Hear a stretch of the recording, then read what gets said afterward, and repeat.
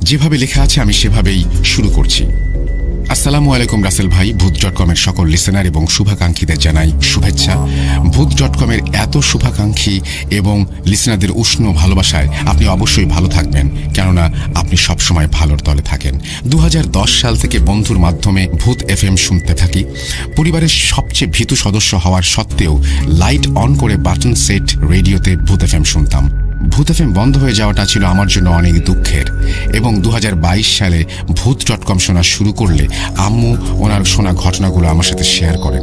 ব্যস্ততার কারণে সেগুলো শেয়ার করা হয়নি, সঙ্গত কারণে স্টুডিওতে সে ঘটনা শেয়ার করতে পারছি না। ভালো লাগলে পড়ে শোনাবেন। ঘটনাটি এখন থেকে 18 বছর আগে। ঘটনাটি ঘটেছিল আমার মামির সাথে। আমার মামার বাড়ি ময়মনসিংহ জেলার গৌরীপুর থানার মাইলাকান্দা গ্রামে। প্রথমে একটু বাড়িটার বর্ণনা দেই। আমার মামার বাড়িটা একটা শাখা নদীর পাশে অবস্থিত, সোয়াই নদী। নদীটা এখন একটা নালায় পরিণত হয়েছে। 17-18 বছর আগে ওই এলাকায় কোনো ঘন বসতি ছিল না। নদীর ধারে বাতা গাছ ছিল, যেগুলো কাশফুল ফুটত। এখন পাকা ঘর হলেও আগে ঘরগুলো ছিল বাতা গাছের বেড়া ও ছনের তৈরি। বাড়ির পাশেই বিশাল সুপারি বাগান ছিল, আর সুপারি গাছগুলোর নিচেই ছিল সারিবদ্ধ আনারস গাছ। বলা চলে সুপারি আর আনারস গাছ এই নিয়েই বাগানটা এত শুনশান ছিল যে সন্ধ্যার পর কেউ এলে বাগানে ঢুকত না। সুপারি বাগানের শেষ প্রান্তে আবার বড় বাঁশ ঝাড় ছিল। এখন শুধু সুপারি বাগান থাকলেও আনারস বাগান বিলুপ্ত হয়ে গিয়েছে। ঘটনার সূত্রপাত এই সুপারি বাগানেই।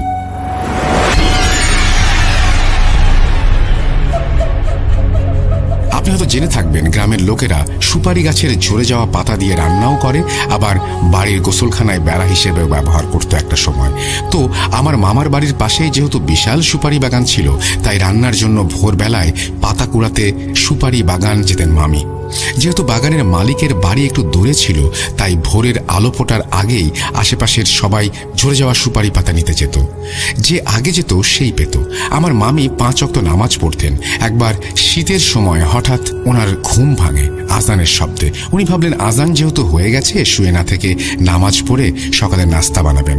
উনি বিছানা ছেড়ে ফ্রেশ হয়ে কলপারে যে অজু করলেন, এবং উনি কয়েকটা সুপারির পাতা পড়ার শব্দ শুনলেন। উনি ভাবলেন বেশ কয়েকটা পাতা যেহেতু একসাথে পড়েছে, তাহলে কুড়িয়ে নিয়ে আসা যাক।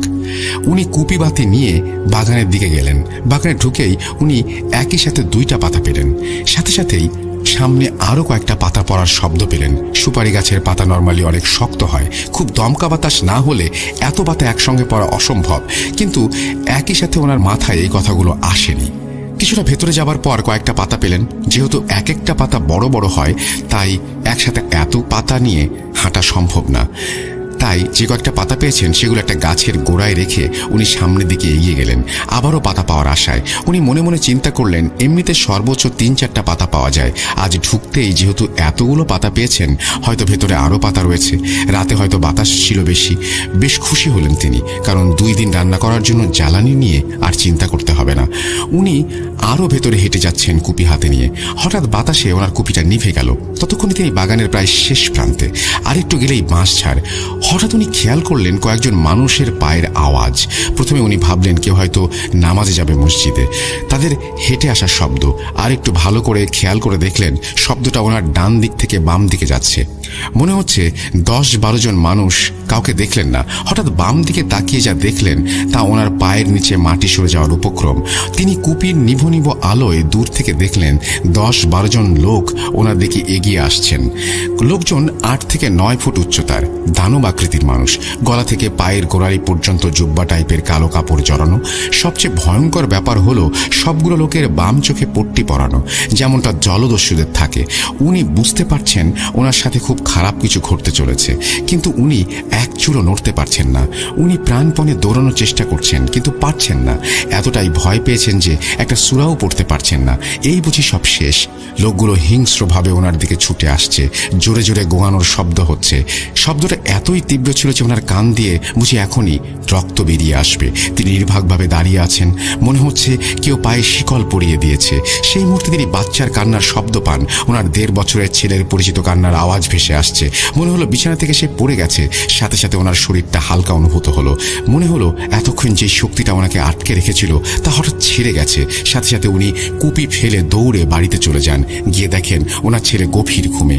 এত জোরে কান্না এত দ্রুত কিভাবে থামলো উনি জানেন না। উনি মামাকে ডেকে তুললেন। মামা বললেন, এই মাঝরাতে কেন ডাকছো? জিজ্ঞেস করতেই মামি অজ্ঞান হয়ে যাওয়ার মতো অবস্থা। ঘড়ির দিকে তাকিয়ে দেখেন রাত 3:59।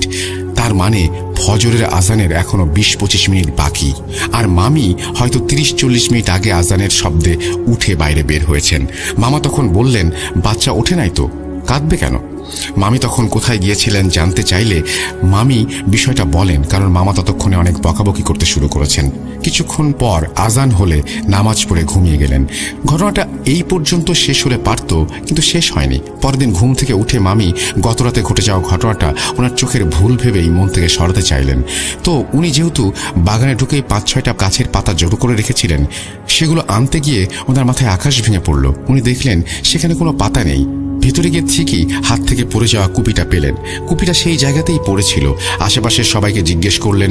সবাই বলল তারা আজ কোনো পাতা আনতে যায়নি। তাহলে পাতাগুলো গেল কোথায়? গতরাতে কি ঘটেছিল তার সাথে?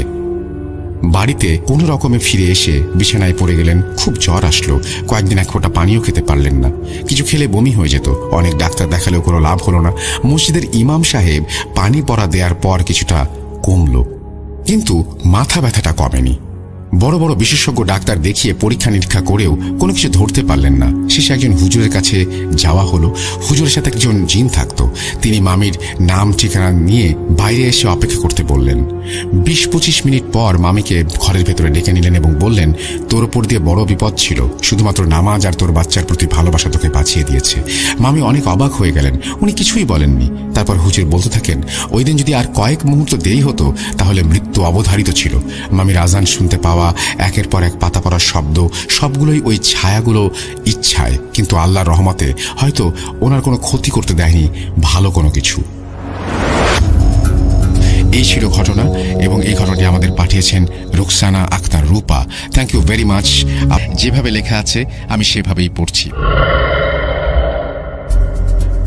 নমস্কার রাসেল ভাই, আশা করি ভালোদের দলে আছেন। আমি ঐশী, চট্টগ্রাম থেকে। আমার পাঠানো আগের ঘটনাটি সিলেক্টেড না হওয়ায় কিছুটা ব্যথিত হয়েছিলাম, কিন্তু ভূত.কমের প্রতি ভালোবাসা থেকে আবারও লিখতে বসলাম।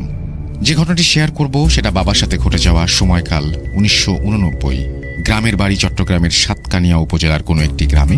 গ্রামের নাম উল্লেখ করছি না। ঘটনাটি আমার বাবা আমাকে যেভাবে বলেছেন আমি সেইভাবেই বলছি।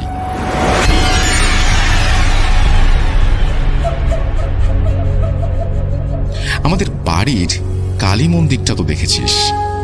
এই কালী মন্দিরের মা কালীর বিগ্রহটি কিন্তু কেউ তৈরি করেনি। এই মা কালীর বিগ্রহটি মাটি ভেদ করে নিজের থেকে উঠে এসেছিল।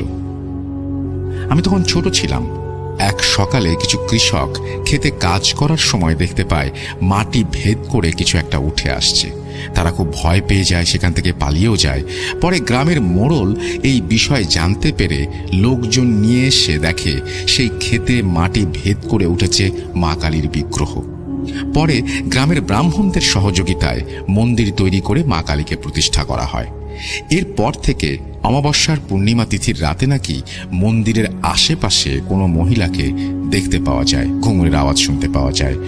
সকলের ধারণা স্বয়ং মা কালী নাকি অমাবস্যা ও পূর্ণিমা তিথিতে মন্দিরে আসেন, ঘুরে দেখেন। লোকমুখে অনেক দিন ধরে এই কথা শুনেই বড় হয়েছে, নিজে কখনো কিছু দেখিনি। তবে এই মা কালী যে খুবই জাগ্রত তার প্রমাণ অনেকবার পেয়েছি।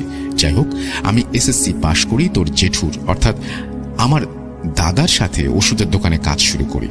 বাড়ি থেকে দোকানে হেঁটে যেতে প্রায় 2 ঘন্টার মতো সময় লাগে।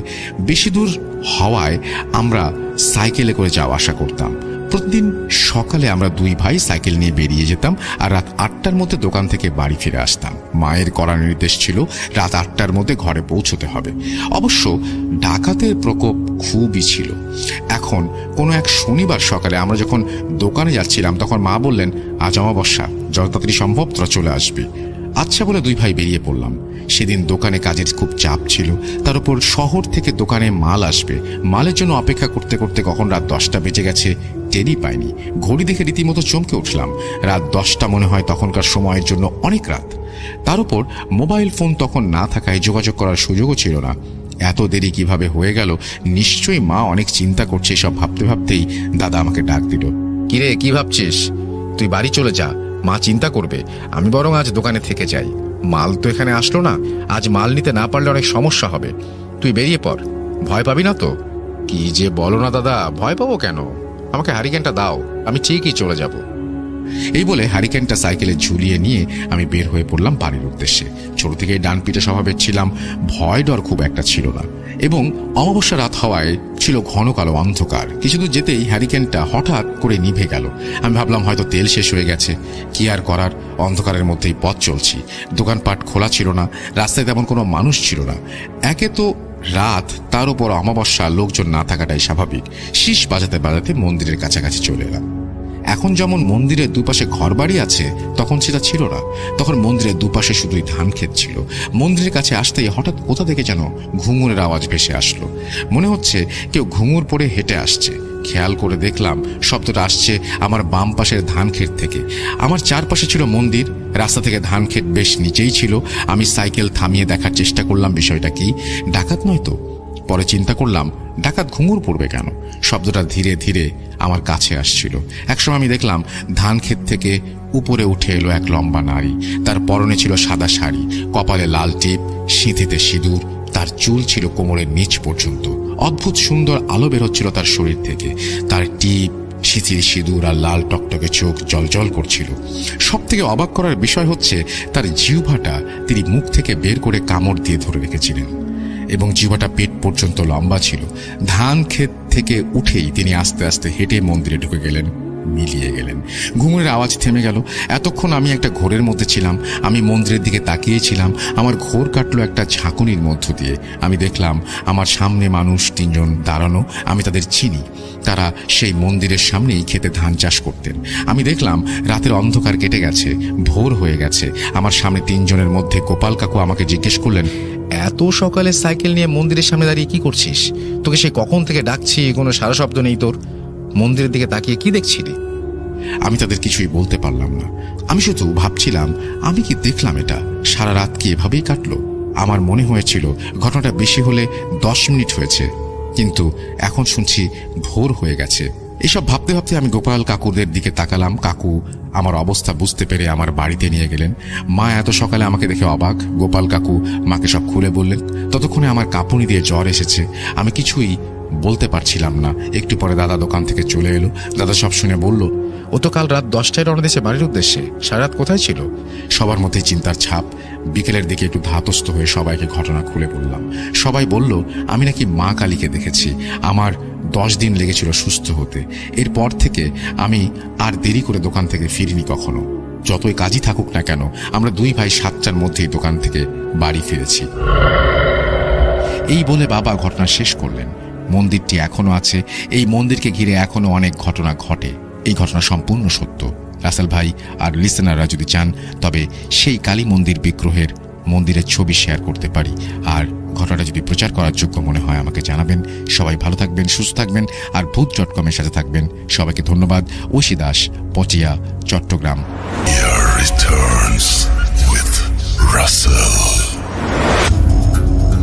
যেভাবে লেখা আছে আমি সেভাবেই শুরু করছি। আসসালামু আলাইকুম রাসেল ভাই।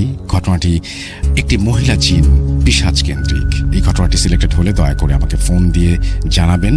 তারপরে তিনি তার ঘটনা শুরু করেছেন। কথা না বাড়িয়ে চলে যাচ্ছি ঘটনায়। ঘটনাটি অনেক বড় হওয়ার জন্য দুঃখিত আন্তরিকভাবে। ঘটনাটি আমার বড় খালার সাথে ঘটা।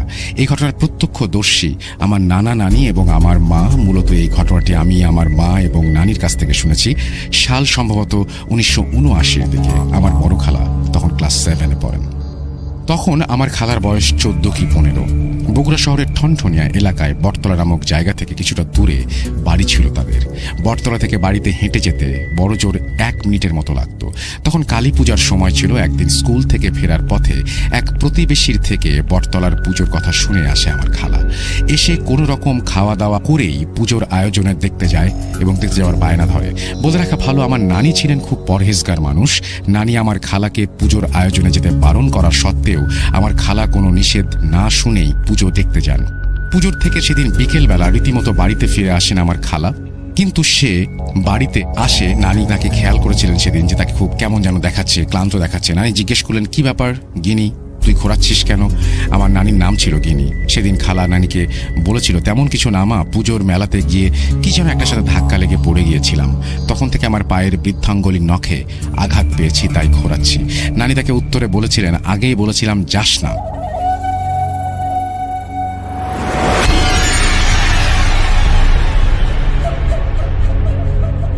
পরের দিন ব্যথায় খালার জ্বর আসে এবং কিছুক্ষণ পর সে রীতিমতো ভালো হয়ে যায়।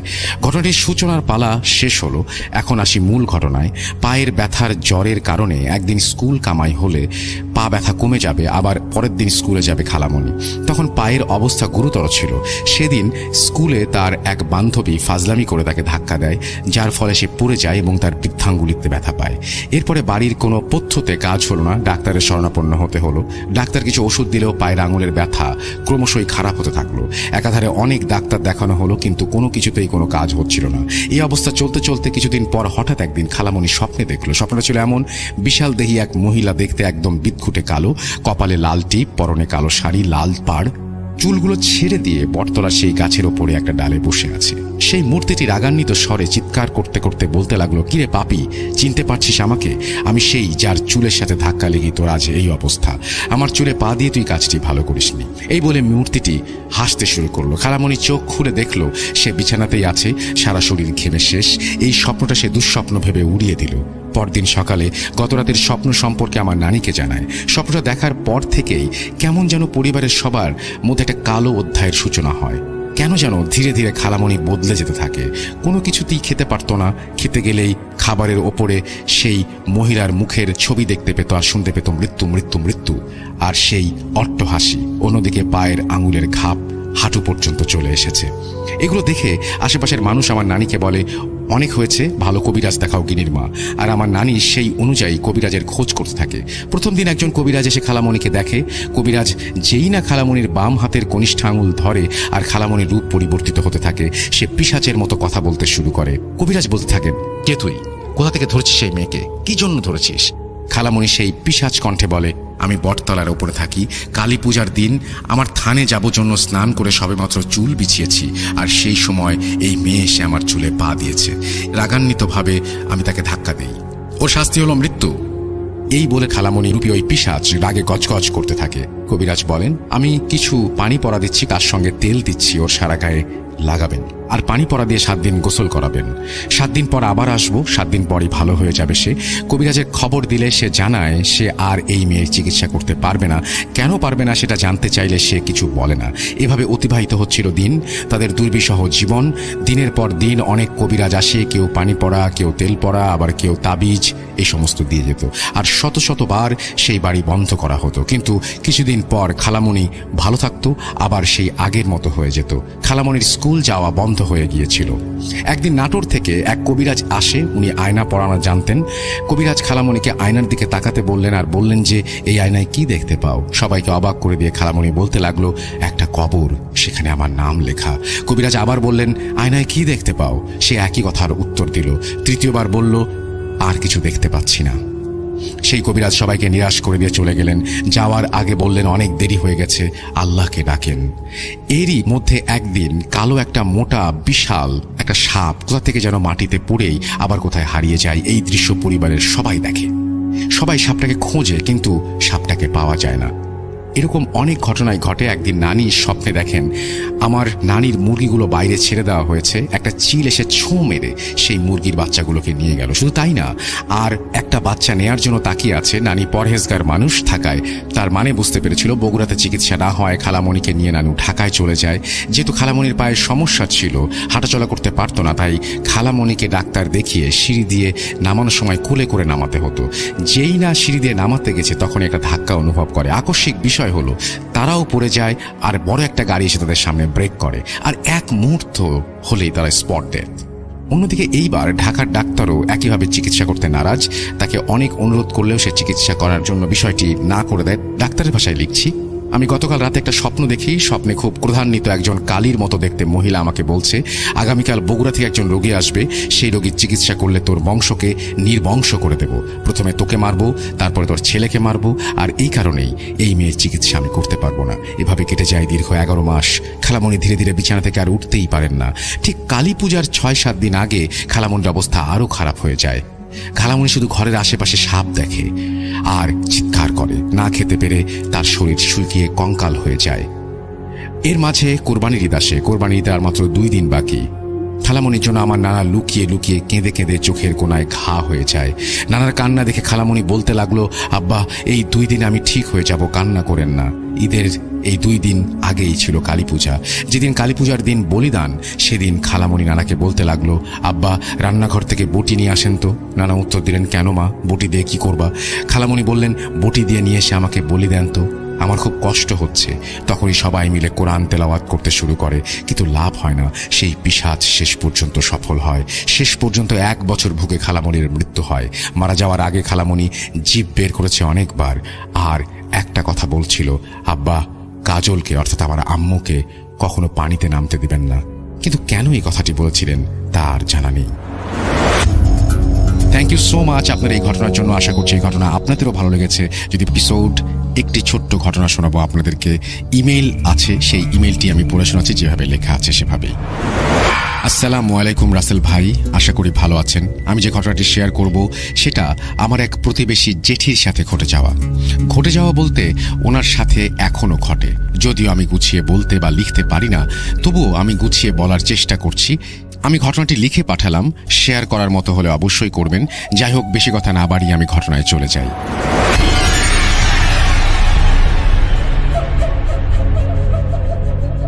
আমি যখন 7-8 বছর বয়সে হঠাৎ খবর পাই রহিমের মা পুকুরে নেমেছে। এটা শুনে আমাদের আশেপাশের আরো 2-3 গ্রামের মানুষ পুকুরে এসে হাজির। আমি এসে দেখি পুকুরের পাড় ভর্তি মানুষ। পুকুরের একদম মাঝখানে রহিমের মা ভাসছে। সাধারণত কেউ যদি সাঁতারের জন্য সচরাচর পানিতে গলার উপরিভাগ পর্যন্ত ভাসিয়ে রাখতে পারে, উনি তার বুক পর্যন্ত পানিতে ভাসিয়ে রাখতে পারতেন। জানি না এটা কিভাবে। আর সেই অবস্থায় তিনি হাত উঁচু করে সবাইকে দেখাতেন। মনে হতো উনি কোনো কিছুর ওপর দাঁড়িয়ে আছেন, যদিও পুকুর অনেক গভীর ছিল। ওনার সাথে কিছু একটা জিন টাইপ আছে। আমি জানি না, উনি স্পষ্ট করে কাউকে কোনোদিন কোনো কিছু বলেননি যে ওনার সাথে কি আছে। তবে ওনার মুখে শুনেছি উনি কিছু ভুল করলে কেউ ওনাকে মারধর করত আর দিনের বেলায় পানিতে চুবাতো। পানিতে ভেসে থাকা অবস্থায় ওনাকে দেখতে স্বাভাবিক মনে হলেও ওনার নাকি প্রচুর কষ্ট হতো। উনি নাকি পানি থেকে উঠে আসতে চাইলেও কিছুতেও উঠে আসতে পারত না, কারণ ওনার হাত পা অজানা সরু চিকন সোনার চেইনে বেঁধে রাখা হতো। আমি নিজেও এটা প্রত্যক্ষ করেছি। সোনার চেনটি উনি ওনার হাতে পেঁচাতে থাকেন, কিন্তু কিছুতেই পেঁচিয়ে শেষ করতে পারেন না। চেনটা এত শক্ত ছিল যে 4-5 জন টেনেও ছিঁড়তে পারত না। উনি পানিতে নামলে মানুষ যা কিছু দেখতে চাইতো উনি দেখাতে পারতেন। পানিতে ডুব দিতেন, তারপর সেই কাঙ্ক্ষিত বস্তুটি হাত উঁচু করে তুলে ধরতেন। 7-8 বছর আগে দেখা এক্সপেরিয়েন্স থেকে এটুকু বললাম। হঠাৎ কিছুদিন আগে আবারও শুনলাম উনি পানিতে নেমেছেন। ওনার পানিতে নামার কথা শুনে আমি আশেপাশের এলাকার মানুষ এসে জড়ো হলো। কৌতূহলবশত আমিও গিয়েছিলাম। যে দেখলাম সেই 7-8 বছর বয়সে যেরকম দেখেছিলাম ঠিক সেই রকম করেই পানিতে উনি ভেসে আছেন। একটা অবাক করা বিষয় কি জানেন? কেউ ওনাকে যদি বলতো আমার এমন একটা সমস্যা রোগ আছে, উনি ওই ব্যক্তিকে বলতেন বোতল নিয়ে আসতে, পানিতে ছুঁড়ে মারতে সেটি। উনি পানিতে ডুব দিয়ে পানির নিচ থেকে 10-15 মিনিট পরে উঠে আসতেন বোতল ভর্তি স্বচ্ছ পানি নিয়ে। পুকুরের পানি কিন্তু এত স্বচ্ছ না। আরো 2-3 জনকে বোতলে এরকম পানি তুলে দিতেন, একদম স্বচ্ছ পানি। এই পানি খেয়ে তারা সুস্থ হয়ে যেত। এই পানির উৎস কি হতে পারে? যাই হোক, রহিমের মাকে পুকুর থেকে ওঠানোর জন্য 1 কেজি বা 8 কেজি গরুর দুধ লাগত। একটা বালতিতে করে দুধটুকু পুকুরে দেয়া হতো, আর উনি ডুব দিয়ে ওনার সঙ্গে যে যে জিনিসগুলো ছিল ওনাকে দিয়ে আসতেন। তবে পানিতে কোনো দুধ দেখা যেত না। দুধ দেওয়ার 4-5 মিনিট পরেই পায়ে বাঁধা সেই চেন খুলে যেত। সেই চেনের অস্তিত্ব আর খুঁজে পাওয়া যেত না। দুধ না দিলে তাকে সেই চেন বেঁধেই রাখত। আর উঠতে দিত না। রহিমের মাকে একবার 10 দিনের জন্য নাকি তার দেশে নিয়ে গিয়েছিল। পুকুরের মাধ্যমেই তাকে নিয়ে যাওয়া হয়, পুকুরে ডুব দেয়, তারপরে উঠাও। অনেকেই তাকে খোঁজাখুঁজি করে, আর পায়নি, কিন্তু 10 দিন পর তিনি ওই পুকুর থেকেই উঠে আসেন। এছাড়াও রহিমের মা মাঝে মাঝে গ্রামে গ্রামে ঘুরে বেড়াতেন আর অনেক মানুষকেই স্বর্ণের মতো কিছু একটা দেখাতেন। ছোট জিনিস, বল আকৃতির, পুরোটাই স্বর্ণ। মানুষকে নিতে বলতেন, কিন্তু কেউই এটা নিত না। যারা লোভে পড়ে এটা নিত তাদের কোনো না কোনো দিক থেকে বড় ক্ষতি হয়ে যেত। এই ছিল রাসেল ভাই ঘটনা। এটা কোনো ভয়ের ঘটনা না, কারণ ঘটনাটি দিনেই ঘটে, কিন্তু ঘটনা লেখার সময় আমার কেমন যেন ভয় লাগছিল। রাতে শুয়ে শুয়ে ফোন টাইপ করছিলাম। আমি ভূত FM এর এপিসোডগুলো ডাউনলোড করে শুনতাম। এখন ভূত.com এর এপিসোডগুলো শুনি। পড়ালেখার ব্যস্ততার কারণে তেমন শোনা হয় না। আমি সাগর, শেরপুর সদর উপজেলা। স্টুডিওতে এসে ঘটনা শেয়ার করা সম্ভব না, তাই আমি চাই ঘটনাটি আপনি পড়ে শোনান। আমাদের গ্রামে অনেক ভৌতিক ঘটনা আছে, সময় পেলে শেয়ার করব। আপনার এবং লিসেনারদের সুস্থতা কামনা করে এখানেই শেষ করছি। খুবই অদ্ভুত একটা ঘটনা, এবং এরকম ঘটনা আমি শুনেছি বলে মনে পড়ে না। একটা মানুষ পুকুরের উপরে দাঁড়িয়ে থাকে, যেখানে তার আসলে মাটি অনেক নিচে, সেখানে সে কিভাবে শূন্যের উপরে বা পানির উপরে দাঁড়িয়ে আছে, এটা একটা রহস্যজনক ব্যাপার। একইভাবে যখন আপনি তাকে কোনো কিছু অনুরোধ করছেন, তখন সে পানি থেকে সেটা তুলে নিয়ে আসছেন তিনি, এটাই কিভাবে সম্ভব আমার মাথায় ঢোকে না।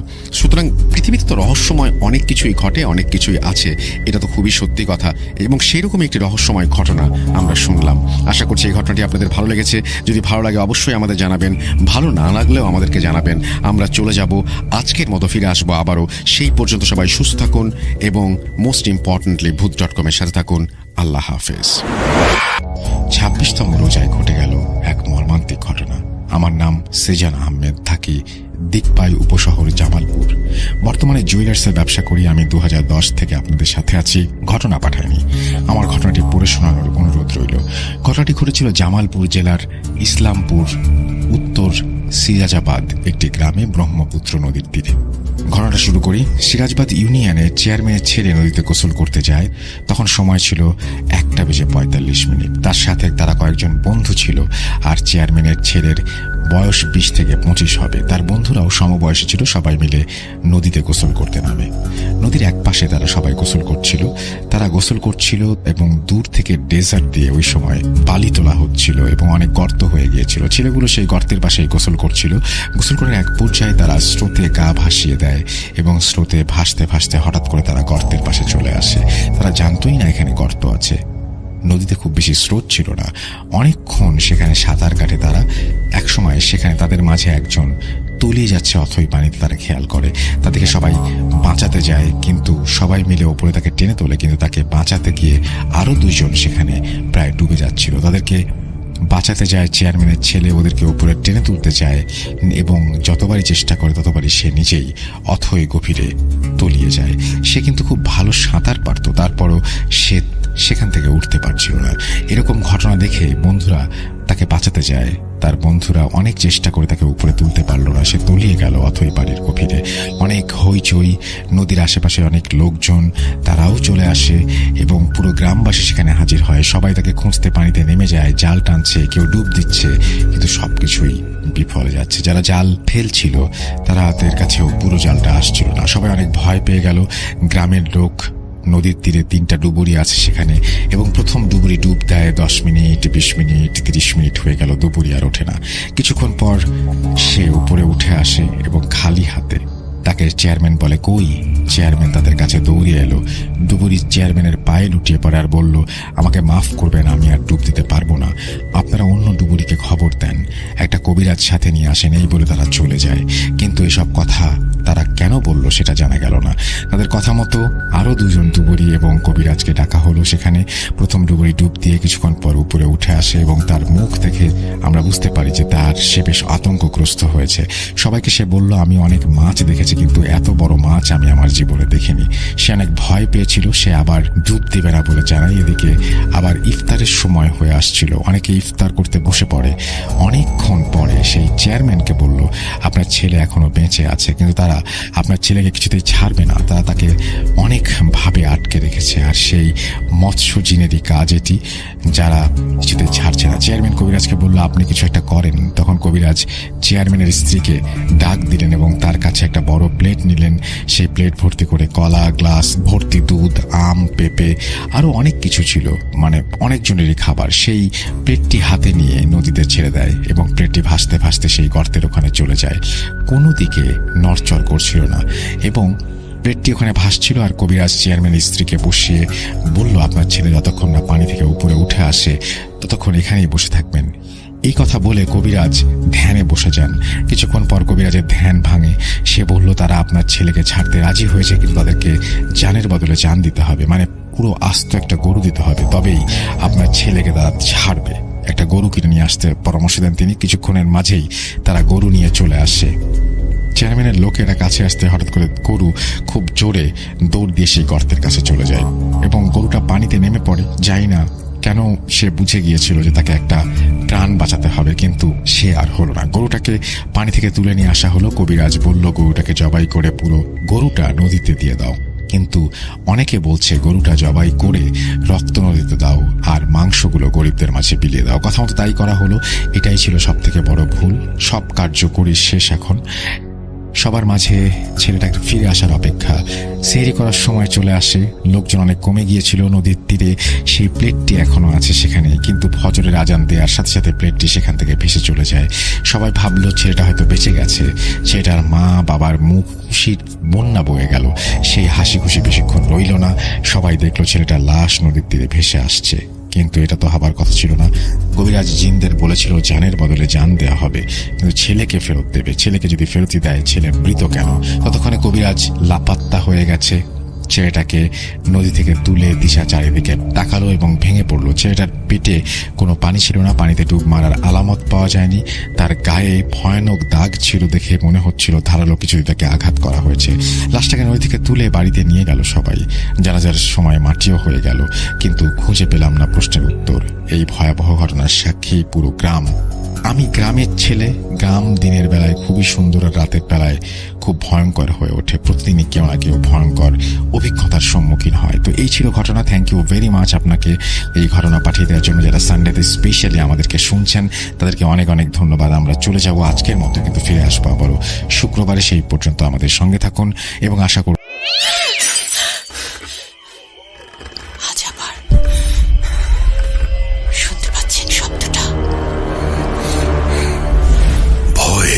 আরেক নাম ভূত.com with Russell।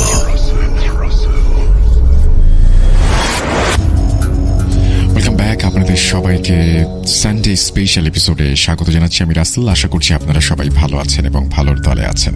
তো যেভাবে লেখা আছে আমি সেভাবেই শুরু করছি আমাদের আজকের। This file is downloaded from boothmedia.com। ভাই কেমন আছেন জানতে চাইলাম না, কারণ আমি জানি আপনি সবসময় ভালোর দলে থাকেন। আমি মোহাম্মদ আতিফুজ্জামান, রাজশাহী জেলার গোদাপাড়ি উপজেলার ঋষিকুল ইউনিয়ন থেকে লিখছি। আমি এবং আমার বন্ধু আরাফাত সানি দীর্ঘ সময় ধরে আপনার শোটি শুনে আসছি। অনেকদিন থেকে ইচ্ছে ছিল আপনাদেরকে ঘটনা পাঠানোর, কিন্তু তেমন সুযোগ হয়ে ওঠেনি। কিছুদিন আগে একটি ঘটনা আমাদের গ্রামের সকলের জীবন বদলে দিয়েছে। ঘটনাটি গত 19 আগস্ট 2022-এর ঘটনা। ঘটনাটি যার সাথে ঘটেছে তার নাম মোহাম্মদ নাজিম উদ্দিন। তিনি বর্তমানে আমাদের মাঝ থেকে বিদায় নিয়ে পরলোক গমন করেছেন গত 26 আগস্ট 2022। সকলে তার মাগফিরাতের জন্য দোয়া করবেন। আমি আর কথা না বাড়িয়ে সরাসরি ঘটনায় চলে যাচ্ছি। মোহাম্মদ নাজিম উদ্দিন আমাদের গ্রামের একজন যুবক ছেলে। তার বয়স 22-23 হবে। পেশায় সে ছিল একজন অটো চালক। 1 বছর হলো তিনি বিয়ে করেছেন এবং আজ 21 দিন হলো তার ঘর আলো করে একটি ছেলে সন্তানের জন্ম নিয়েছে। সঙ্গত কারণে আমি তার স্ত্রী ও সন্তানের নাম এখানে প্রকাশ করছি না।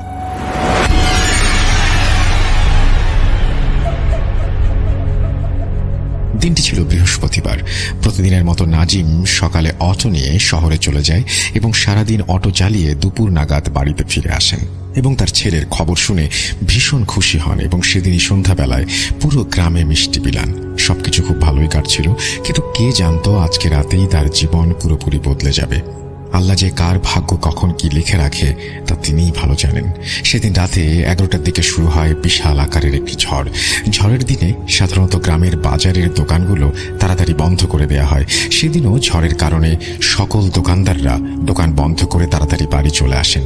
ওই বাজারে একজন দোকানদারের নাম ছিল ফেলু দোকানদার। তার বাড়ি ছিল আমাদের গ্রাম থেকে প্রায় 10 কিলোমিটার দূরে কাকুনহাট নামের একটা স্থানে। তাই তিনি ঝড়ের সময় বাড়িতে যেতে না পেরে দোকানের ভেতর বন্ধ করে ভেতরেই থেকে যান। কিন্তু ঝড় 12টা নাগাদ শেষ হয়ে গেলেও তিনি আর বাড়িতে ফেরেন না। তাকে অনবরত ফোন করা হয়, কিন্তু তিনি ফোন রিসিভ করেন না। এক পর্যায়ে তার পরিবারের লোকজন চিন্তিত হয়ে তার দোকানের পাশের দোকানদারকে ফোন দেয়, যার বাড়ি দোকানের পাশেই ছিল। পরে সেই দোকানদার ও গ্রামের কিছু লোক ওই দোকানে এসে তাকে ডাকাডাকি করে, কিন্তু অনেক ডাকার পরও যখন দোকানের ভেতর থেকে কোনো জবাব আসে না, তখন তারা দোকান খুলে দেখে সেই ব্যক্তি বেঁচেতে পড়ে আছে। পরে কাছে গিয়ে ডাকলে তারা দেখেন যে তিনি মৃত। পরে গ্রামের লোকজন তার পরিবারকে খবরটি জানায়, আর এই খবর শুনে তার পরিবার থেকে কিছু লোক রাতে সেখানে উপস্থিত হন এবং রাতের বেলায় সেই লাশটি নিয়ে যাওয়ার সিদ্ধান্ত নেন।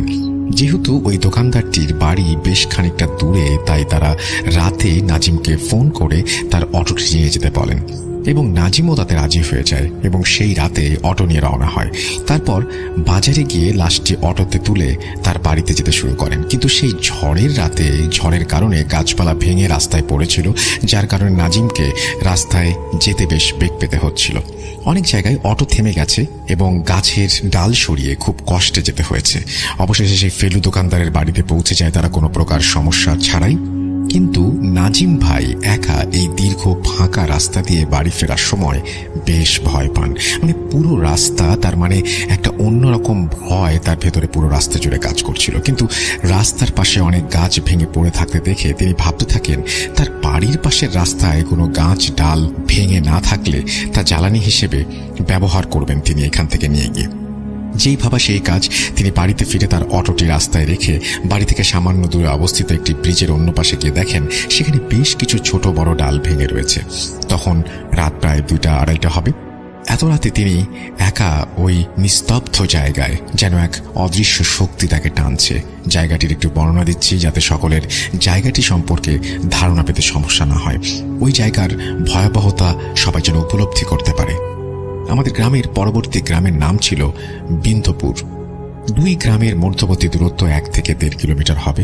আমাদের গ্রাম পেরিয়ে কিছুটা গেলেই একটা ব্রিজ পড়ে। সেই ব্রিজের আগে সবকিছু স্বাভাবিক থাকে, কিন্তু ব্রিজের ওপারে গেলেই মনে হয় একটা অন্যরকম ভয় যেন জড়িয়ে আছে। ব্রিজের পর রাস্তার 2 পাশে সারি সারি গাছ। এই গাছগুলো পেরিয়ে আবার শুরু হয়েছে এক পাশে তাল গাছের সারি, আবার অন্য পাশে ছোট কালভার্ট। এখান থেকে একটা মাটির পাশ রাস্তা দিয়ে অন্যদিকে চলে গেছে এবং মেইন রোডের পাশেই রয়েছে একটি ঘন বাঁশঝাড়। বাঁশঝাড়ের ভেতরে আছে একটি পুকুর, কিন্তু বাঁশঝাড়টা এতই ঘন যে রাস্তা থেকে ভালোভাবে দেখা যায় না। এই বাঁশঝাড় কেন্দ্রিক অনেক ঘটনা রয়েছে। এই ঘটনাটি সিলেক্টেড হলে ওই ঘটনাগুলো শেয়ার করব। এই ছিল জায়গার বর্ণনা। এবার ঘটনায় ফিরে যাচ্ছি। সেই রাতে নাজিম বাড়িতে এসে তার বাবাকে ডেকে রাতেই দেখে সেই ডাল কাটতে যায় তারা, এবং এত রাতে ডাল কাটতে যেতে বাবা মা অনেক বারণ করেন, কিন্তু সে কিছুতেই তার কথা না শুনে একটা দা নিয়ে বাড়ি থেকে বের হয়ে যায়। তার কুকুরগুলো এসে তার পথ আটকে ফেলে। এখানে বলে রাখি, নাজিম ভাইয়ের বাসাতে 2টি কুকুর ছিল এবং কুকুরগুলো নাজিম ভাইকে অনেক ভালোবাসতো। নাজিম ভাই যতক্ষণ বাড়িতে থাকতো কুকুরগুলো তার সাথেই থাকতো। তো নাজিম ভাই বাড়ি থেকে বের হয়, তখন নাজিম ভাইয়ের সেই কুকুর দুটিও তার সাথে সাথে আরেকটি অপরিচিত কুকুর, মোট 3টি কুকুর তার পথ আটকায়। এর মধ্যে যে কুকুরটি অপরিচিত ছিল সে বারবার নাজিম ভাইকে আটকানোর চেষ্টা করছে এবং বারবার নাজিম ভাইকে কামড়াতে আসে। যাই হোক, আমি পড়ে শোনাচ্ছি। আসসালামু আলাইকুম রাসেল ভাই। ভূত FM শুনি 2013 থেকে, তখন একটা স্পন্সর ছিল লাইভ শুনি ভূত.com। অনেক সময় ডাউনলোড করে তিনি শোনেন। এই ঘটনাটি আমাদের পাড়ার সবাই জানে। সময়ের অভাবে স্টুডিওতে যেতে পারবো না, আপনি পড়ে শোনান। এই ঘটনাটি সব ছদ্মনাম ব্যবহার করা হয়েছে। ঘটনাটি আমার আম্মা এবং দাদির মুখ থেকে শুনেছি।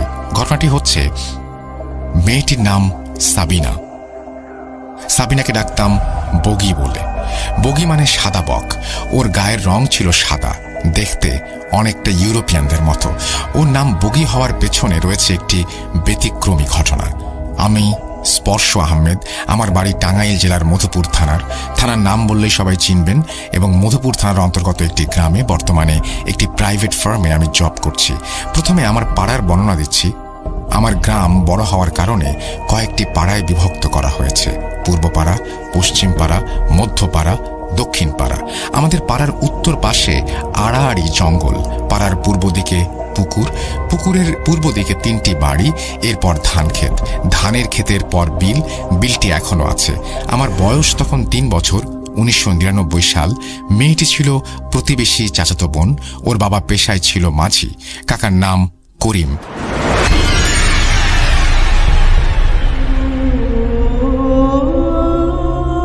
করিম কাকা বিলে মাছ ধরতেন রাতের শেষ ভাগে। তখন বিলে কেউ থাকতো না, বেশি মাছ ধরা পড়ে ওই সময়টাতেই। সময়টা ছিল শীতকাল। সেদিন রাতে চাঁদের হালকা আলো, হালকা কুয়াশা ছিল। আশেপাশে দেখা যায় কিন্তু তেমন স্পষ্ট দেখা যায় না। করিম কাকা ফজরের আজানের আগে লগি নিয়ে বের হন ঝিলের উদ্দেশ্যে।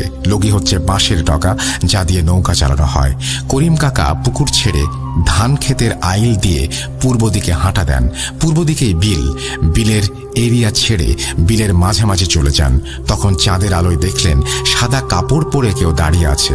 করিম কাকা সাহসী মানুষ, তিনি বলেন, পথ ছাড়। সাদা কাপড় পরিহিত ছায়াটি ভ্যানিশ হয়ে যায়। তিনি নির্ভয়ে এগিয়ে যান বিলের দিকে। ডান কাঁধে লগি, বাম হাতে ছিল জাল। দূর থেকে সেই সাদা কাপড় পরিহিত ছায়া আবার এসে দাঁড়ায়। এবার বিরক্ত হয়ে তিনি বলেন, সামনে থেকে সরবি নাকি লগি বসিয়ে দেব তোর মাথায়?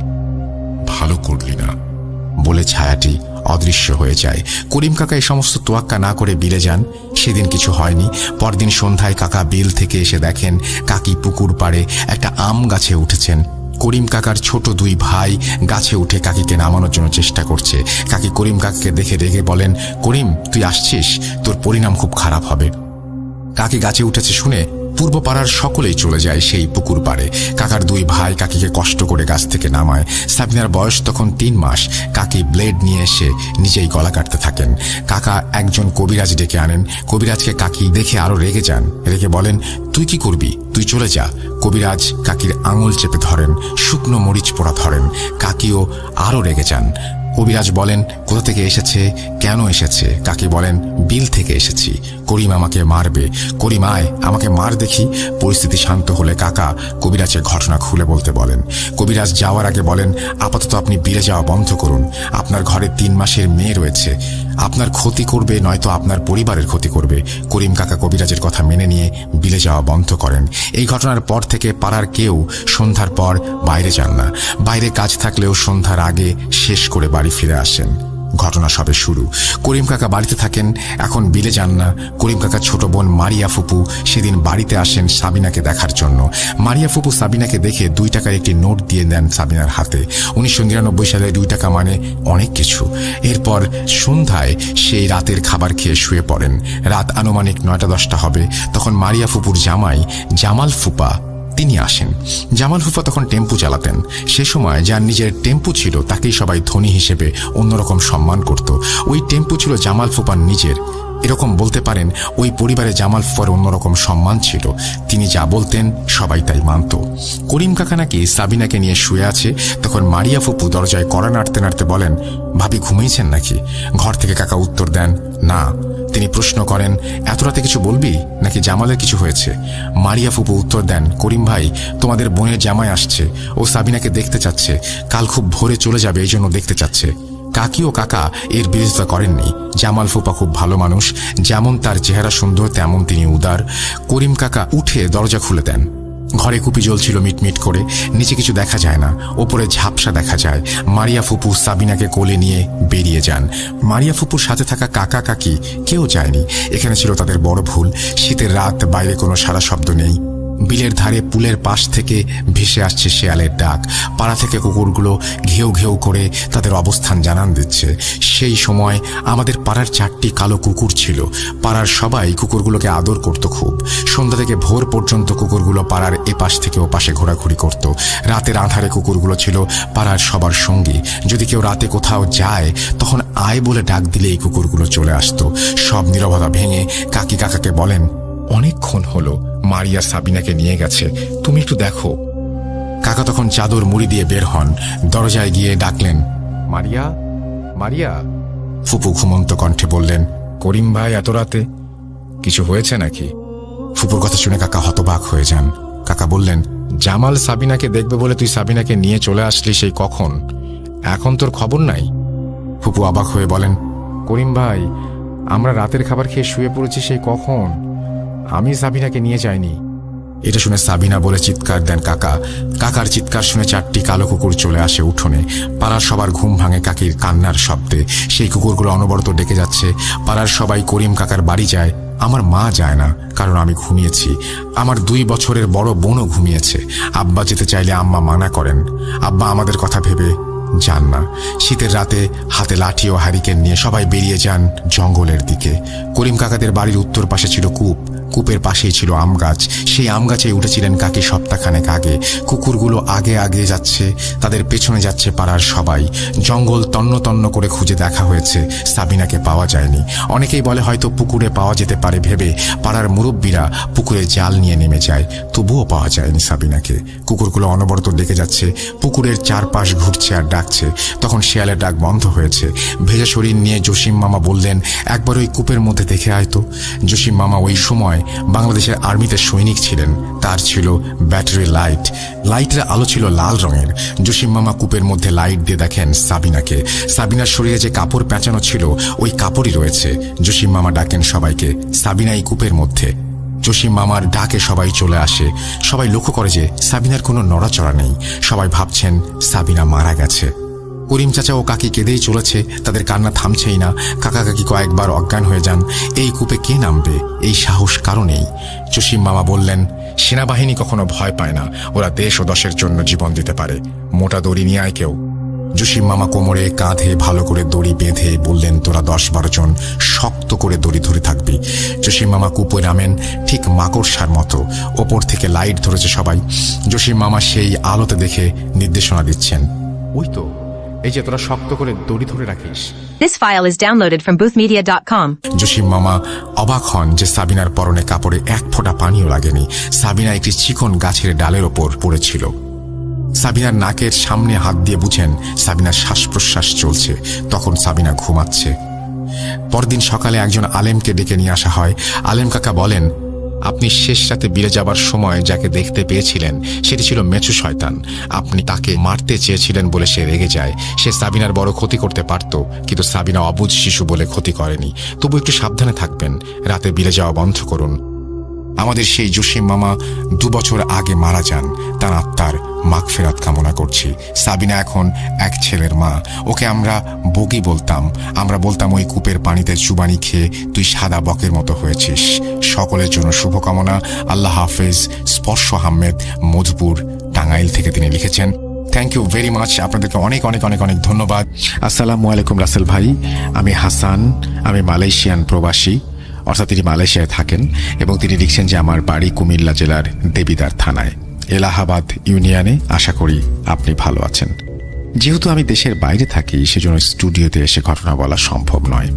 আজ আপনাদের আমার বোনের চাচা শ্বশুরের সাথে ঘটে যাওয়া একটা ঘটনা লিখে পাঠালাম। যদি ঘটনাটা ভালো লাগে ভূত.com-এর সকল দর্শকদের জানানোর অনুরোধ জানাচ্ছি। প্রথমে আমি আমার লেখার অনিচ্ছাকৃত ভুলের জন্য ক্ষমা চেয়ে নিচ্ছি। আমি আমার আপুর মুখে যে ঘটনাটি শুনেছি তা আমার আপুর মতো করেই বলছি। কথা না বাড়িয়ে সোজাসুজি ঘটনায় চলে যাই। ঘটনাটি 2014-15 সালের মধ্যে ঘটে। আমার চাচা শ্বশুরের নাম মোহাম্মদ আলী। তিনি পেশায় একজন কৃষক ছিলেন। তার পরিবার মোটামুটি ভালোই চলছিল। আমার চাচা শ্বশুরের কাছে একটা কাজের অফার আসে। বেতনও প্রায় ভালোই ছিল। কাজটা ছিল ফিশারিতে রাতের বেলা পাহারার কাজ। তিনি ছিলেন খুব সাহসী। উল্লেখ্য, তার আগে এই ফিশারিতে আরো 2 জন লোক কাজ করেছে। তারা নাকি বিভিন্ন রকমের বিভিন্ন কিছু দেখে ভয়ে কাজ ছেড়ে চলে যায়। এসব শোনার পরেও তিনি কাজটি করতে রাজি হন। যেহেতু ফিশারিটি ছিল তার গ্রামের 2-3 গ্রাম পর, তাই তিনি রাজিও হয়ে যান। তিনি কাজটি করবেন বলে ঠিক করেন। যে কথা সেই কাজ। তিনি ফিশারিতে কাজ শুরু করলে প্রথম অনেক দিন তিনি কোনো সমস্যা ছাড়াই ভালোভাবেই কাজ করতে পারলেন। সমস্যা বলতে তেমন কিছু ছিল না।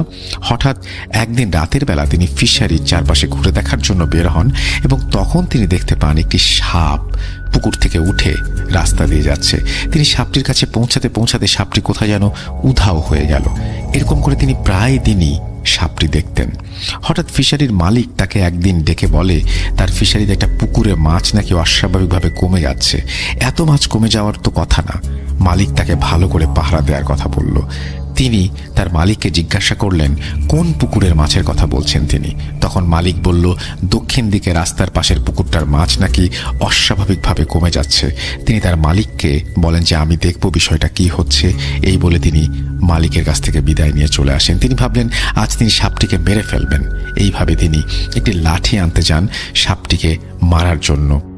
লাঠি নিয়ে এসে দেখেন সাপটি আর সেই জায়গায় নেই। তিনি ভাবলেন হয়তো কোথাও চলে গেছে। তার ঠিক 2 দিন পর তিনি আবার যখন পাহারা দিচ্ছিলেন তখন তিনি লক্ষ্য করলেন আগের বানানো লাঠিটি নিয়ে তিনি দৌড়ে গেলেন সেই সাপটিকে লক্ষ্য করার সাথে সাথে সেই পুকুরটার কাছে। ওখানে গিয়ে তিনি দেখলেন সেই দিনের সেই সাপটা এই দেখে কিছুটা না ভেবে তার হাতে থাকা লাঠিটি দিয়ে তিনি সাপটিকে পিটিয়ে মেরে ফেলেন। এমনভাবে মারেন সাপটার মাথাটা ছেঁচে ফেলেন। এরপর তিনি সেখান থেকে একটু সামনে যাওয়ার পর পেছনে ফিরে দেখেন সেই সাপটি নেই। তিনি কিছুটা ভয় পেয়ে যান। পরে মনে মনে ভাবতে লাগলেন কোথায় গেল সাপটি? সাপটি বেঁচে থাকার তো কথা না, তাহলে গেল কোথায়, যাবে কিভাবে? এমনটা ভাবতে ভাবতে তিনি আগের জায়গায় এসে বসলেন। কিন্তু তার কেমন যেন ভয় করছিল। তার সেই রাতে তেমন কোনো সমস্যা হয়নি। পরদিন সকালবেলা তিনি যে জায়গাটিতে সাপটিকে মেরেছিলেন সেই জায়গায় গিয়ে রীতিমতো বিব্রত হয়ে গেলেন। তিনি দেখলেন কাল রাতে মারা সাপটির রক্ত, লাঠি দিয়ে আঘাত করা মাটিতে লেগে থাকার চিহ্ন সবকিছুই রয়েছে। তিনি বিষয়টা পাত্তা না দিয়ে তার মতো করে চলতে থাকেন। ঠিক 2 দিন পর হঠাৎ ওনার প্রচণ্ড জ্বর হয়। তিনি কিছুদিনের মধ্যে সুস্থ হয়ে ওঠেন। তার ঠিক 6 মাস পর ওনার কিছু অস্বাভাবিক রোগ দেখা যায়। রোগটা তেমন কিছু ছিল না, শরীরের চামড়া ফেটে যাওয়া। তিনি শুয়ে থাকতে পারতেন না। এর মধ্যে ওনাকে অনেক ডাক্তার কবিরাজ দেখানো হয়েছিল, কিন্তু কোনো লাভ হয়নি। একদিন এক কবিরাজ ওনাকে দেখতে এসে বলেছিল উনি আর বেশি দিন বাঁচবেন না, কারণ তিনি সেই রাতে যে সাপটি মেরেছিলেন সেটি কোনো সাধারণ সাপ ছিল না, সেটি ছিল একটি শক্তিশালী জিন। তিনি যেহেতু সাপটিকে মেরে ফেলেছিলেন সেজন্য তার উপর জিনদের পরিবার খুব রেগে আছে এবং তাকে বাঁচানো সম্ভব না। এই বলে কবিরাজ চলে যায়। দিন দিন ওনার অবস্থা খারাপের দিকে চলে যায়। তারপরের দিন রাতে দরজা খুলে আনুমানিক দেখেন তিনি তখন 3টা বাজে। আমার চাচা শ্বশুর নাকি আমার চাচি শ্বশুরকে ডেকে বলে কেউ ওনাকে ডাকছে দরজা খুলে দিতে। উনি দরজা খুলে দেখেন কেউ নেই। ওনাকে যখন বলে কেউ তো বাইরে নেই, কে এসেছে আপনাকে ডাকতে, উনি রেগে শোয়া থেকে লাফ দিয়ে উঠে দরজার কাছে গিয়ে পড়ে যায়। সবাই যখন ধরাধরি করে ওনাকে খাটে নিয়ে আসে তখন উনি স্ত্রীকে ডেকে বলেন তোমার হাতটা আমার বালিশে রাখো। তার স্ত্রী কেন জানতে চাইলে তিনি বলেন আমার আর সময় নেই, তোমাকে চলার জন্য কিছু দিয়ে যাই, আমি চলে গেলে তোমার সংসার চলতে যেন অসুবিধা না হয়। কিন্তু তার স্ত্রী বলে আমার কিছু লাগবে না, আপনি ঠিক থাকলে আমার আর কিছু লাগবে না। তিনি নাকি প্রচণ্ড রাগান্বিত হয়ে ওঠেন কথা শুনে এবং অজ্ঞান হয়ে যান। যখন তার জ্ঞান ফেরে তখন তাকে সব কথা জিজ্ঞেস করলে তিনি বলেন উনি কিছুই বলতে পারবেন না। তার কিছুদিন পর তিনি মারা যান। তার শরীরের অবস্থা এমন ছিল যে বলার মতো নয়। এখন তার স্ত্রীও এমন সমস্যা, ডাক্তার কবিরাজ সব দেখানো শেষ, তবুও রোগ খুঁজে পাচ্ছেন না। অর্থাৎ স্ত্রীরও সেই রোগই হয়েছে বলে মনে করি আমি। একজন কবিরাজ বলেছে তার স্বামীর যে জিনটা মেরেছিল ওই জিনের সাথে জিনগুলো নাকি তার সাথে এমন করছে। ভূত.com-এর সকল লিসেনারের সাথে আমি একটা কথাই বলবো, সেটা হচ্ছে আমি দোয়া চাই। এবং এই মালয়েশিয়ান প্রবাসী হাসান সরকার আমাদের এই ঘটনাটি পাঠিয়েছেন। জানি না কেমন লেগেছে আপনাদের, যদি ভালো লাগে অবশ্যই আমাদের জানান। আমি চলে যাচ্ছি সরাসরি ঘটনায়, যেভাবে লেখা আছে সেভাবেই শুরু করছি। আসসালামু আলাইকুম রাসেল ভাই, কেমন আছেন? জানি আপনি ভালোর দলে এবং দোয়া করি সবসময় ভালো থাকুন। আমার নাম সাব্বির, আমার বাসা ঢাকা নবাবগঞ্জ। এখন আমি সৌদি আরবে আছি, তাই আমার ঘটনা স্টুডিওতে এসে বলা সম্ভব নয়, যার কারণে ইমেইলের মাধ্যমে আমার ঘটনাটি শেয়ার করছি। ভালো লাগলে পড়ে শোনাবেন। সরাসরি চলে যাই আমার ঘটনায়। ঘটনাটি আমার নিজের সাথে ঘটে যাওয়া একটি ঘটনা। 2019 সালের এপ্রিল মাসে আমি ঘুরতে গিয়েছিলাম দূর সম্পর্কের এক ফুপুর বাসায় বরিশালে। জায়গাটার নাম ছিল বরিশাল ভোলা চরফেশন নামের এক এলাকা। বলে রাখা ভালো, আমার ফুপুর বাসাটা খুব গ্রাম এলাকায় এবং বাসার আশেপাশে যে জায়গাগুলো রয়েছে সেই জায়গাগুলো বেশ ফাঁকা, চক এবং ধান ক্ষেত। এইরকম জায়গায় আমি এর আগে কখনোই যাইনি। জায়গাটা এইরকম রাসেল ভাই যে লোকালয়ে উঠতে অনেক সময় হেঁটে যেতে হয়, রাস্তাঘাট মাটির।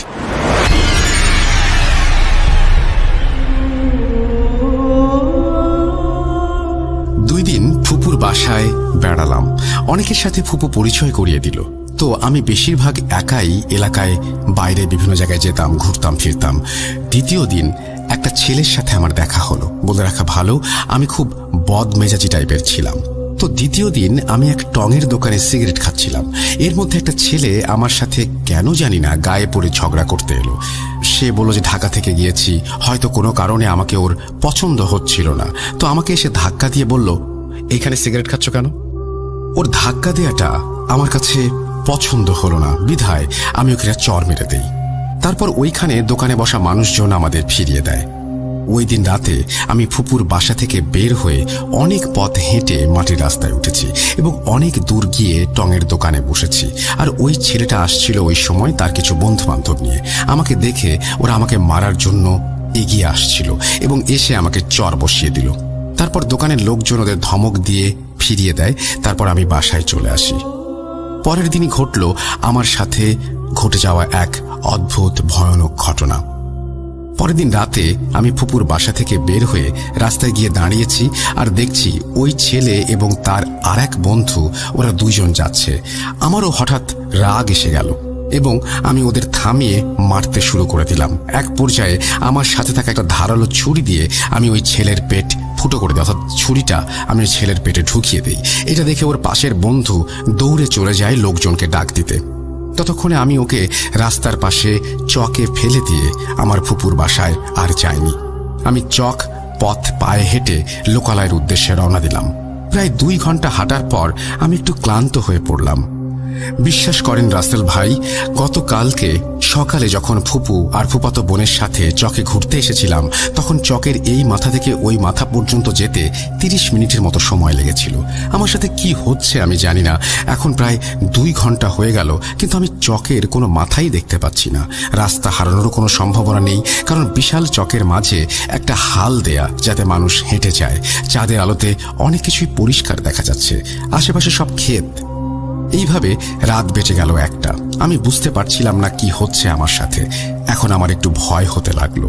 আমি কোনো জায়গায় দাঁড়িয়ে যে একটু রেস্ট নিব, ওই সাহসটা পাচ্ছিলাম না। আমি হাঁটতে থাকলাম। আরো কিছুক্ষণ পর আমার পেছনে আমি অনুভব করতে পারলাম কেউ একজন হাঁটছে, কিন্তু আমি পেছন ঘুরে কাউকে দেখতে পেলাম না। আমার মনের ভেতর আচমকা একটা ভয় ঢুকে গেল। যেখানে 30 মিনিটের পথ 4 ঘন্টা হয়ে গিয়েছে, আমি রাস্তায় উঠতে পারছি না। এদিকে কিছুক্ষণ পর চকের আশেপাশে একটা ঝোড়ো বাতাস বয়ে যাচ্ছে। ধান ক্ষেতের গাছগুলো সব ঘূর্ণিঝড়ের মতো হাওয়ায় নড়ছে। তখনও আমি বুঝতে পারছি যে আমার সাথে কেউ হাঁটছে। তখন আমার কি করা উচিত এইটা আমি বুঝতে পারছি না। শুধু এতটুকু জানতাম আমার দুর্বল হওয়া চলবে না কোনোভাবেই। যদি আমি কিছু হঠাৎ দেখে ফেলি, আমি হয়তো সেন্সলেস হয়ে যেতে পারি।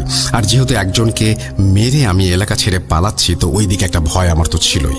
আমার জ্ঞান থাকাটা খুব জরুরি। কিছুক্ষণ পর বাতাস থেমে গেল, কিন্তু আমি কোনো দিকেই হেঁটে কোনো কুল পাচ্ছি না।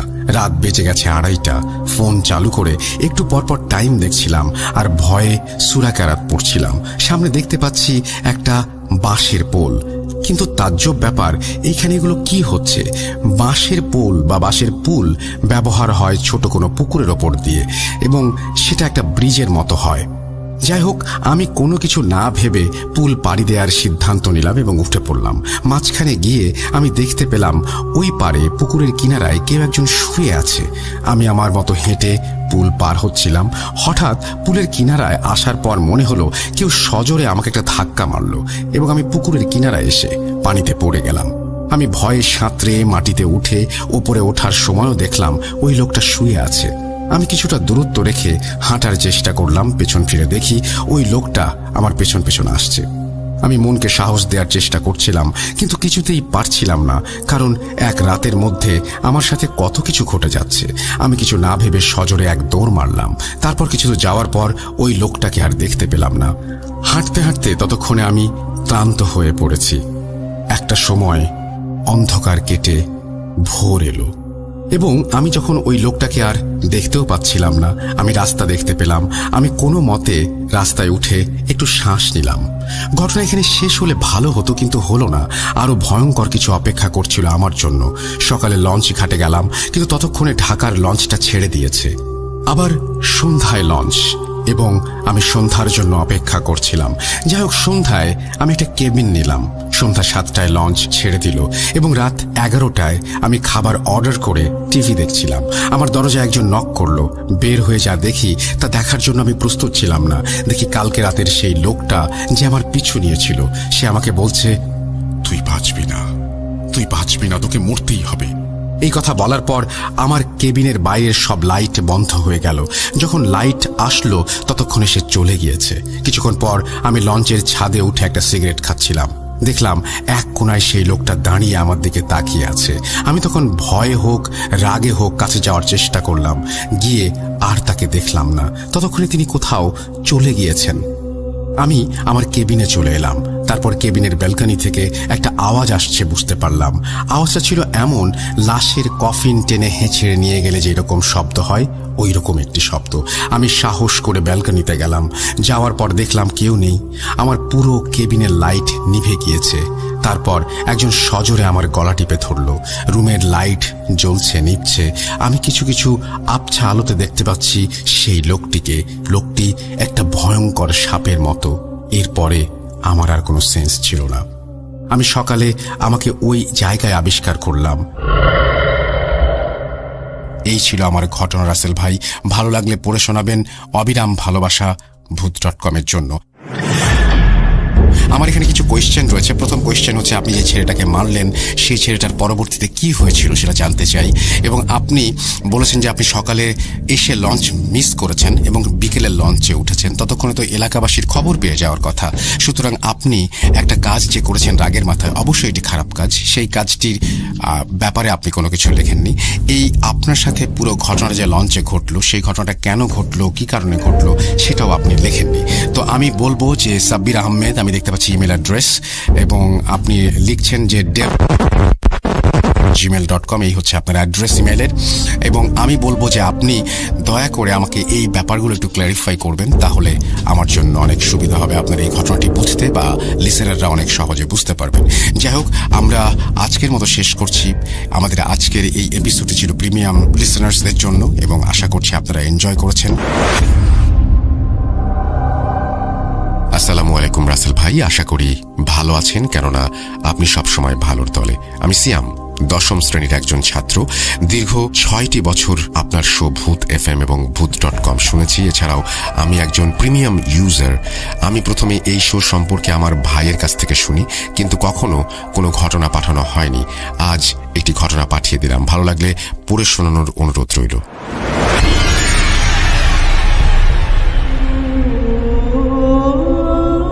আচ্ছা, ধরুন একটি মানুষের সাথে একটি জিনের বিয়ে হলো, তাহলে ওই মানুষটির সংসার কেমন হবে একবার ভাবুন তো। যাই হোক, মূল ঘটনায় আসা যাক। প্রতিদিনের মতো আজও বাসার হুজুরের কাছে কুরআন শরীফ পড়ছিলাম। তখন আম্মু আসলো হুজুরের সাথে কথা বলতে জিন সম্পর্কে, কেননা আম্মুর ওপর একটি জিনের আসর ছিল, কিন্তু সেইটি আম্মুকে বেশি একটা সমস্যা করত না। কিন্তু আম্মু এইসব পৈশাচিক বিষয়ে খুবই ভীত একজন মানুষ। তাই সে হুজুরকে বলেন ওই জিনটির আসর থেকে নিরাপদ থাকার জন্য হুজুর যেন তাকে কিছু আমল শিখিয়ে দেন। তারপর হুজুর আম্মুকে বেশ কিছু আমল শিখিয়ে দেয় এবং কথা বলার একটা সময় হুজুর আমাদের একটি ঘটনা শোনায়। প্রথমে হুজুরের পরিচয় দেই। হুজুর একটি মসজিদে নামাজ পড়ায় ও একটি মাদ্রাসায় পড়ায়। এছাড়াও তিনি আগে আল্লাহ তাআলার পবিত্র কোরআনের সাহায্যে জিনের আসর ছাড়ানো বা এসব ধরনের কাজ করতেন। তার কাজ যেহেতু জিনে ছাড়ানো, তো একদিন এক লোক আসে তার কাছে। তার মেয়ের ওপর জিন ভর করেছে। হুজুর যায় এবং অনেক কষ্টে জিনকে ছাড়ায়, কিন্তু জিনটি হুজুরকে হুমকি দেয় তার ছেলেকে মেরে ফেলার জন্য। কাজ শেষে হুজুর বাড়ি ফিরে যায়। গিয়ে দেখে বাসায় কান্নাকাটি। হুজুরের বুঝতে বাকি রইল না যে বাসায় সেই জিন কোনো একটা সমস্যা করেছে, কেননা সে যা বলছিল আমি এর বদলা নেব এবং খুবই শীঘ্রই নেব। সে বাসায় ঢুকে দেখে তার স্ত্রী অজ্ঞান হয়ে মেঝেতে পড়ে যায়। তাই সবাই তাকে ধরে এবং জ্ঞান ফিরিয়ে আনার উদ্দেশ্যে নাকে মুখে পানি দেয়। অন্যদিকে তার 1.5 বছরের ছোট ছেলেটি রক্তাক্ত অবস্থায় নিথর হয়ে পড়ে থাকে। হুজুর রীতিমতো বেসামাল হয়ে পড়ে। জ্ঞান ফিরলে হুজুরের স্ত্রীকে সবাই কি হয়েছে তা সম্পর্কে জানতে চায়। তখন হুজুরের স্ত্রী বলেন, আমি বাবুকে প্রতিদিনের মতো খাইয়ে ঘুম পাড়িয়ে গোসল করতে যাই। গোসল করে এসে দেখি বাবু হাওয়ায় ভাসছে আর বলছে প্রতিশোধ। যে বাচ্চা কথা বলতে পারে না সে কথা বলছে। আমি আর নিজেকে সামনে রাখতে পারিনি, জ্ঞান হারিয়ে ফেলি। তারপর আমার আর কিছু খেয়াল নেই।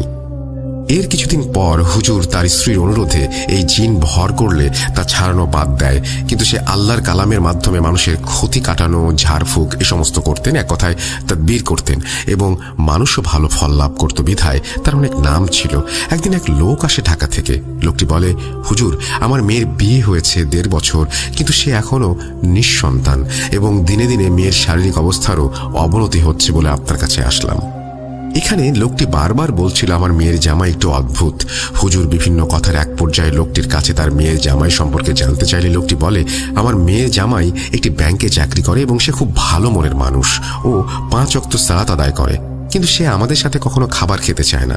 একসাথে খাবারের কথা বললে বিভিন্ন ধরনের অজুহাত দেখিয়ে ব্যাপারটা এড়িয়ে যায়। এই যে ধরেন, অফিস থেকে এসে বলে খেয়ে এসেছি, পেট ভরা, আজ একজন দাওয়াত দিল, তার বাসা থেকে খেয়ে এসেছি, ইত্যাদি ইত্যাদি।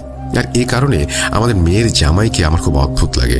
তখন হুজুর সেই লোকটিকে জিজ্ঞেস করলো, আচ্ছা, ছেলেটির বাবা মার সাথে আপনাদের বর্তমানে কোনো পরিচয় আছে? লোকটি উত্তর দিল, না হুজুর, ওর বাবা মা কেউ নেই, মূলত ও এতিম, এবং আমার মেয়ের সাথে ওর বিয়ে ভালোবাসার সম্পর্কের মাধ্যমে। একমাত্র আদরের মেয়ে, তাই কোনো বাধা দেয়নি। আর বাধা দিবই বা কি করে? ছেলেটি নম্র, ভদ্র, নৈতিকতা এবং দক্ষতা ও যোগ্যতা, এছাড়াও ছেলেটি ছিল সরকারি চাকরিজীবী। দেখে আমরা মন্ত্রমুগ্ধের মতো হয়ে যাই। খুশি হয়েছিলাম মেয়ে এত ভালো একটি ছেলে নির্বাচন করেছে তার জীবনের জন্য। হুজুর বলল, আচ্ছা, আমি যেটা ধারণা করছি সেটা প্রমাণ করতে আমাকে আপনার মেয়ের জামাইয়ের সাথে দেখা করতে হবে। আমি সামনের শুক্রবার বিকেলে আপনাদের বাসায় আসব এবং হয়তো আপনাদের বাসায় অনেক সমস্যা হবে, কিন্তু যেভাবেই হোক আপনাদের সেদিন আপনাদের মেয়ের জামাইকে বাসায় রাখতে হবে। শুক্রবারের দিন আসলো।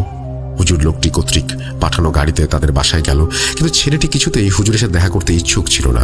অবশেষে অনেক জোর জবস্তি করে ছেলেটিকে রাজি করানো হলো। ছেলেটি হুজুরের সামনে আসলে হুজুর ছেলেটির সাথে স্বাভাবিক ব্যবহার করলেন।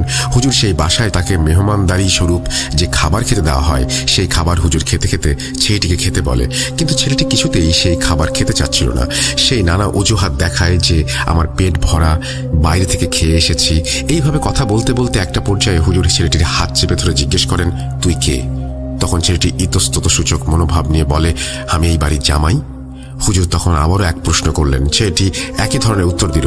বাক বিতণ্ডার এক পর্যায়ে হুজুর ছেলেটির বুড়ো আঙুল চেপে ধরেন এবং কিছু সূরা পড়তে শুরু করেন। কিছু সময় পর জিজ্ঞেস করেন, কে তুই? এভাবে ধস্তাধস্তির এক পর্যায়ে ছেলেটি হুজুরের সামনে নত হয়ে স্বীকার করে। তখন সে বলে, আমি ইদ্রিস, ছদ্মনাম, আমি একজন জিন। তখন হুজুর বলে, সেটা আমি আগেই বুঝতে পেরেছি। তখন হুজুর জিনটিকে বাকি কথা বলতে আদেশ দেয়। জিনটি বলে, আমি ওনার মেয়েকে প্রথম দেখায় খুব পছন্দ করে ফেলি, ভালো লাগে। ওনার মেয়েও আমাকে পছন্দ করত, কিন্তু আসলে জানতো না যে আমি মানুষ নই। তখন হুজুর বলে, আসলে আপনাদের মেয়ে নিঃসন্তান হওয়ার কারণ হলো এই মানুষটি গর্ভে জিনের সন্তান হতে পারে না, আর একটি জিনের সাথে থাকা কারণে তার স্বাস্থ্যের এই দুর্দশা। আসলে আপনারা যথাযথ সময় কোনো হুজুরের শরণাপন্ন না যদি হতেন, আপনার মেয়ে হয়তো আর বেঁচেই থাকতো না। জিনটি তখন বলে, আমি আপনাদের মেয়েকে খুব ভালোবাসি এবং আমি ওর কাছেই থাকবো। তারপর হুজুর জিনটিকে অনেক কষ্টে বাধ্য করেন মেয়েটির কাছ থেকে চলে যেতে, আর জিনটিকে বন্দি করেন, কেননা এর আগে এক ভুলে হুজুর তার এক সন্তানকে হারিয়েছেন। হুজুর তারপর মেয়েটিকে কিছু আমল দেয়। এই ছিল হুজুর কর্তৃক ঘটনা। আমার লেখায় হয়তো অনেক ভুল আছে, গুছিয়ে লিখতে না পারার জন্য আমি সকলের কাছে ক্ষমা প্রার্থী। আর হ্যাঁ, 100% সত্যি ঘটনা এটি। রাসেল ভাই, আমি বরিশাল থাকি, স্টুডিওতে এসে ঘটনা বলা সম্ভব না। যদি নির্বাচন হয় আমাকে জানাবেন। তারপরে তিনি তার মোবাইল নাম্বার শেয়ার করেছেন এবং এমডি সিয়াম তার নাম, সেটিও তিনি জানিয়েছেন। Thank you very much. চমৎকার একটি স্টোরি। আজকের এই এপিসোডে আপনার স্টোরিটি আসলেই একটা অন্য রকমের মাত্রা যোগ করলো। আমরা আজকে ফিরে যাচ্ছি, কথা হবে আবারও শুক্রবারে। সেই